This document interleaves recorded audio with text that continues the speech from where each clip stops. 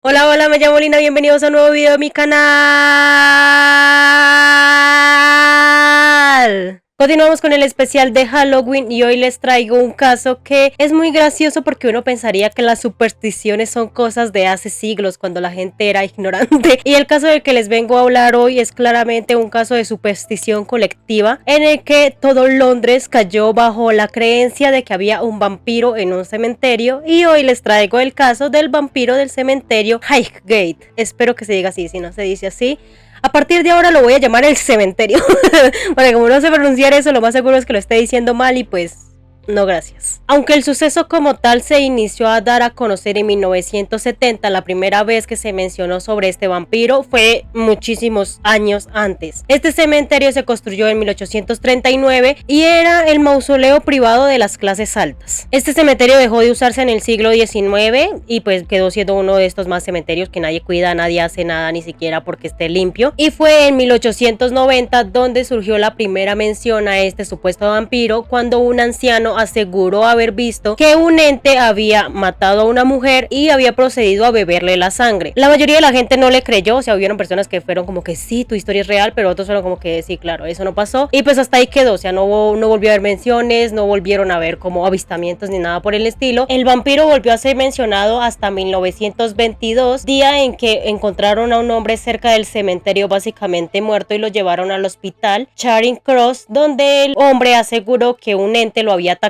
y lo había mordido en el cuello. Sin embargo, los doctores que estaban en el hospital, después de examinarlo y verle las heridas, llegaron a la conclusión de que no lo había mordido ningún ente, sino que había sido atacado con un objeto pequeño y punzante en el cuello, y pues de ahí eran las heridas. Aunque el hombre aseguraba que no, que a él lo había atacado algo en el cementerio y que ese algo había intentado beber su sangre. Esto podría haber quedado hasta ahí si no fuera porque ese mismo día, pero varias horas después, llegaron no solo uno, sino dos personas con las mismas heridas, contando la misma historia y a las cuales las habían atacado en el mismo lugar. Así que se inició a correr el rumor de que cerca del cementerio había un ente gigante vestido de negro, el cual atacaba a las personas. Muchos testigos aseguraron haber visto a un ser oscuro de 2 metros volar por la iglesia de West Drayton y dirigirse al cementerio. A este ser se inició a conocer como el vampiro del cementerio, y pues la gente aseguraba verlo ya fuera o en el cementerio o cerca al cementerio. Dos policías que intentaron perseguir a este ente aseguraron que el ente emitió un chillido espeluznante y después batió sus alas y procedió a perderse en el cementerio. Y después de este relato inició como a circular más rumores de que gente que lo había visto, y por eso la policía tomó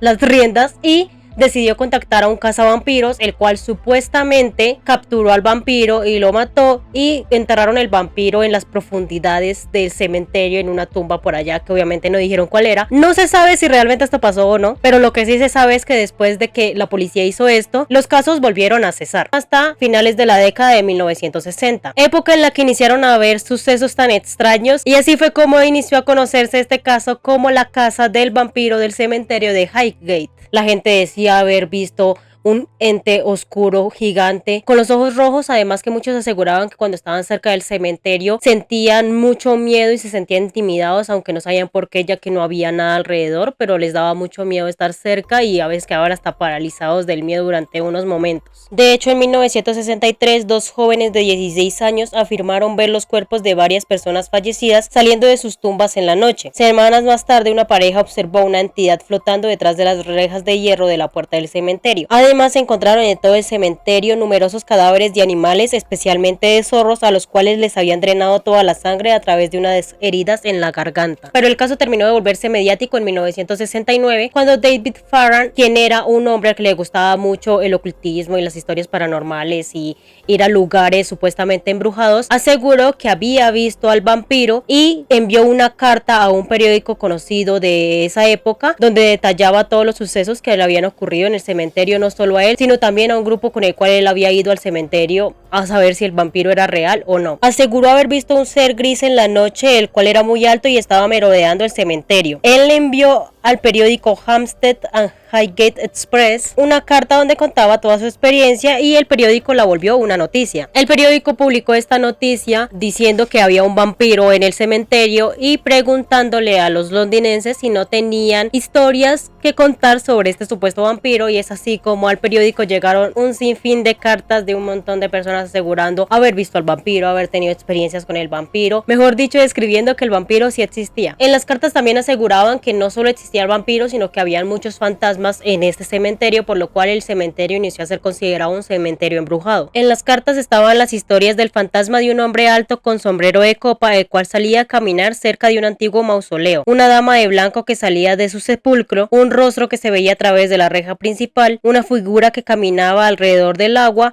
además que aseguraban oír voces de ultratumba que sonaban en todo el cementerio. El sacerdote Sean Manchester, quien aseguraba ser un cazador de vampiros, además de ser un descendiente del poeta inglés Lord Byron, le aseguró a la prensa de que en este cementerio descansaba el vampiro real de Valkyria, un hombre noble medieval el cual practicaba la magia negra y había sido traído a Londres desde la región rumana de Valkyria, y que había sido traído a Londres en 1800 y había sido sepultado en alguna parte del cementerio, el cual en 1800 aún no era cementerio, y pues después había iniciado a ser un cementerio. Según Manchester, este vampiro estaba tranquilo descansando sin más hasta que un grupo de satánicos lo trajeron a la vida, y pues por eso era que estaba otra vez todos estos casos de vampirismo. Por su lado, David Farrant aseguraba que el vampiro no era un vampiro como tal, sino un espectro o fantasma de hábitos vampíricos que se alimentaba no solo de sangre de sus víctimas, sino además de la energía psíquica de las personas, y era esta energía la que le permitía materializarse. Digamos que la policía no le estaba prestando mucha atención al caso, pues porque simplemente, primero, no había como tal crímenes, y segundo, pues eran puros rumores de gente diciendo que había visto un vampiro. Entonces como que ellos no le estaban prestando mucha atención a este caso, sino hasta 1971. Una niña aseguró haber sido atacada por el vampiro, el cual la había lanzado con una fuerza sobrehumana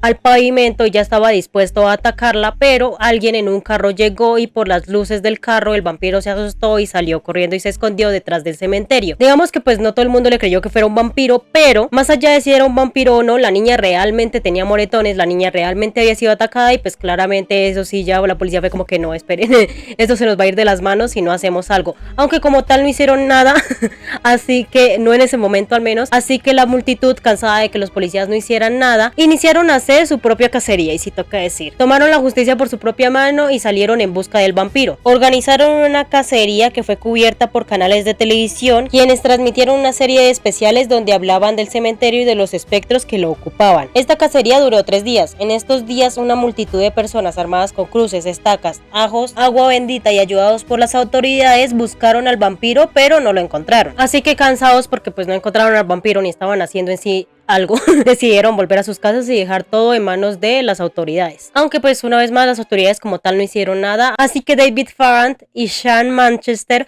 fueron los que se encargaron, por decirlo así, de darle cacería a ese vampiro, aunque más que darle cacería al vampiro simplemente fue una lucha de yo lo voy a atrapar primero, no, yo lo voy a atrapar primero, no, yo lo voy a atrapar primero. Pues en realidad ni siquiera sabemos si alguien hizo algo, porque ni siquiera sabemos si había un vampiro, pero bueno. Los periódicos los apodaron los Van Helsing del siglo XX e iniciaron pues a competir entre ellos, y los periódicos hacían promoción, por decirlo así, de estas cacerías que ellos hicieron, porque ellos hicieron muchas cacerías ese año. De hecho, años después, Sean Manchester publicó un libro llamado El vampiro de Highgate, en el cual narra cómo él, con ayuda de una medium, entró al cementerio por la parte de atrás donde había una iglesia, y la medium lo guió hasta donde estaba la tumba del vampiro. En el libro, Manchester narra cómo él acabó con la vida de este vampiro con ayuda de la medium y de unos acólitos. Según él cuando entró a donde la medium le indicaba, encontró varias tumbas vacías, las cuales roció con agua bendita y les puso dientes de ajo alrededor. Reinaba la oscuridad y una horrible pestilencia asaltaba nuestras fosas nasales. Las plataformas soportaban un gran número de ataúdes carcomidos. Me tomé la molestia de contarlos y observé, después de comparar su número con las inscripciones fúnebres de la fachada, que había uno de más. ¿Pero cuál era? Advertí un sarcófago situado a ras de suelo al fondo de la gruta. Estaba mejor conservado que el resto y no tenía marca alguna de la identidad de su ocupante. Después de acercarnos con extrema prudencia y el corazón encogido, levantamos la tapa. No estaba vacía. Había un cuerpo ni vivo ni muerto. Desconcertado, contemplamos durante unos instantes interminables aquel espectáculo que desafiaba toda explicación lógica. Uno de mis acólitos comentó, rompiendo el silencio, que no llevaba mucho tiempo muerto, pero la gruta tenía más de un siglo y no había acogido recientemente a ningún difunto. Apenas hubo pronunciado estas palabras, esgrimí una estaca de madera de álamo cuya punta situé en el flanco izquierdo del cuerpo entre la séptima y la octava costilla. El sol se estaba poniendo. Con un fervor aún mayor me puse a exclamar las fórmulas de exorcismo que retumbaron contra las paredes de la gruta. Avanza, ser pérfido, perpetrador de todos los males y de todas las falsedades, enemigo de la virtud, perseguidor de los inocentes. Cede tu lugar, viciosa criatura, cede tu lugar al Cristo. Poco después se elevó de las tumbas un sordo fragor, acompañado de poderosas y profundas vibraciones. Atemorizada, la medium soltó la Biblia que sostenía. Uno de mis ayudantes la retuvo en el instante en que quería disponerse a salir del círculo. El crepúsculo se cernía sobre nosotros. Blandiendo el gran crucifijo que empañaba con la mano derecha, exclamé: vete, horrible demonio, regresa con los tuyos y no vuelvas jamás a atormentar a los hijos de Dios Todopoderoso. Dicho esto, lancé la cruz con todas mis fuerzas a las tinieblas de la gruta. Tan solo el silencio me respondió. Permanecimos durante largo tiempo envueltos por ese silencio de mármol, sin osar movernos. Finalmente anuncié que todo había concluido y pudimos partir. Se supone que ese es el relato de cómo Manchester acabó con el vampiro del cementerio, el cual estaba atemorizando a todo Londres, y después de esto, ya sea porque realmente acabó con el vampiro o porque la gente se lo creyó y la superstición se acabó, no se volvió a ver casos de violencia. O sea, sí siguieron habiendo casos donde el vampiro aparecía, pero no hubo más violencia, el vampiro no volvió a atacar a nadie, simplemente eran avistamientos del vampiro. Según Manchester, 3 años después de lo que les acabo de relatar, él encontró el cuerpo de otro vampiro en una casa y pues procedió a matarlo de la misma manera que había matado al primer vampiro. Según Manchester, él había matado alrededor de 30 vampiros en toda su vida, por eso se proclamaba cazador de vampiros. Según Manchester, un vampiro solo moriría al clavarle una estaca en el corazón, cortarle la cabeza, echar agua bendita al cuerpo, introducir una hostia en la boca y ahí sí quemarlo. Una cosa que se me hace un poco graciosa, por decirlo así, es que en 1974 Manchester fue capturado por profanar tumbas,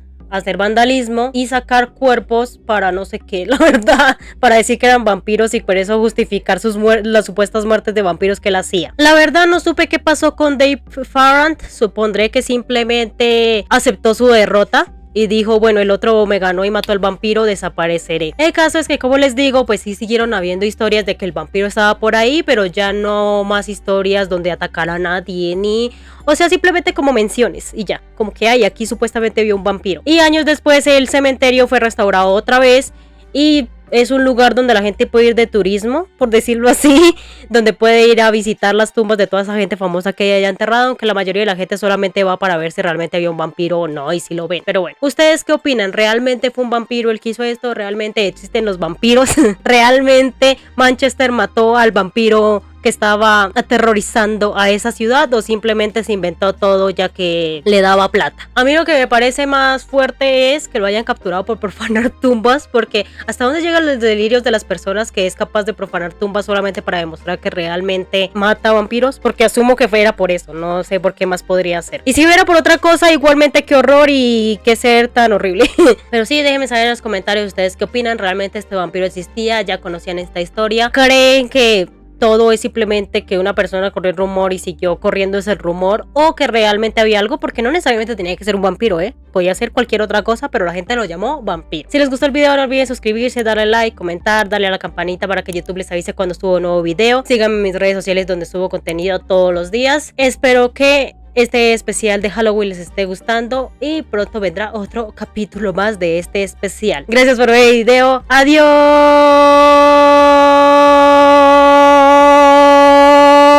Por cierto, quiero presumir este anillo. ¿Por qué? Porque es de Loki, porque hace rato no me lo ponía. Lo compramos en Shopee por si les interesa. Y también vean estos cuernitos. Son de una amiga. Tiene una tienda. Por aquí pondré su Instagram por si les interesa.